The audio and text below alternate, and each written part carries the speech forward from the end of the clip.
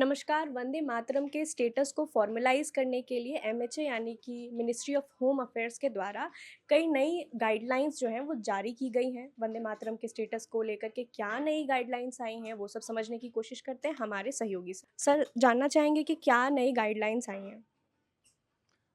Guidelines Vande Mataram को लेकर के जो गृह मंत्रालय की ओर से आई है, उसमें यह है कि अब जो देश में राष्ट्रगान गाए जाएंगे, उसमें वंदे मातरम के 6 पैरे को गाना अनिवार्य है।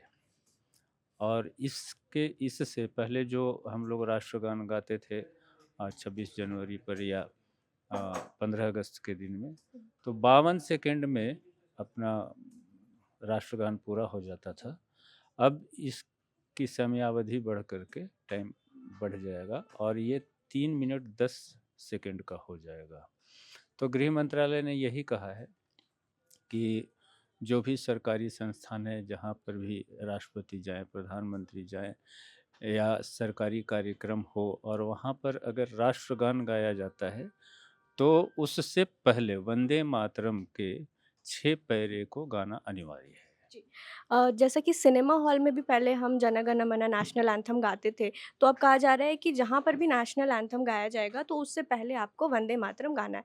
तो क्या इतने देर तक जो है लोग खड़े रहेंगे सिनेमा हॉल में दोनों गाने को गाने के लिए?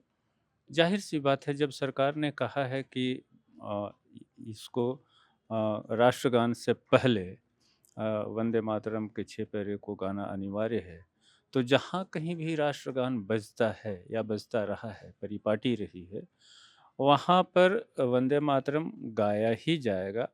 और चाहे वो सिनेमा हॉल हो, चाहे कोई सरकारी संस्थान हो या कोई सरकारी कार्यक्रम हो, जहाँ राष्ट्रपति हों, प्रधानमंत्री हों, मुख्यमंत्री हों, राज्यपाल हों, जहाँ कहीं भी जाएँगे और राष्ट्रगान बजेगा, वहाँ पे वंदे मातरम पहले गाना ही गाना है, ये अनिवार्य है। इसमें इसमें कहीं कोई हीला-हवाली की बात ही नहीं है। नेशनल एंथम के सम्मान में हम लोगों को हमेशा खड़ा रहना पड़ता था। वंदे मातरम के लिए ऐसा नहीं था, वो अगर बजता भी था तो कोई उठता नहीं था। क्या अब जब भी ये बजेगा तो नेशनल एंथम जैसे ही हम लोगों को खड़े होना पड़ेगा सम्मान में? बिल्कुल, जैसे पहले हम लोग कहीं भी या समाचार में भी या कहीं भी नेशनल एंथम राष्ट्रगान बजता है या बजता रहा है, तो हम लोग सम्मान में खड़े हो जाते हैं। अब नेशनल एंथम के साथ में वंदे मातरम का गीत अगर बजता है, बजेगा, तो 3 मिनट 10 सेकंड तक लोगों को खड़ा रहना ही चाहिए और खड़ा होना है।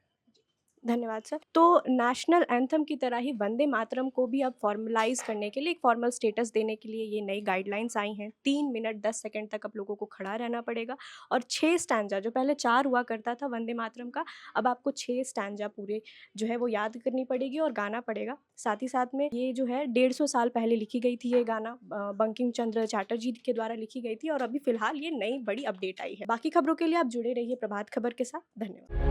प्रभात खबर .com, विश्वास वही, रफ्तार नहीं।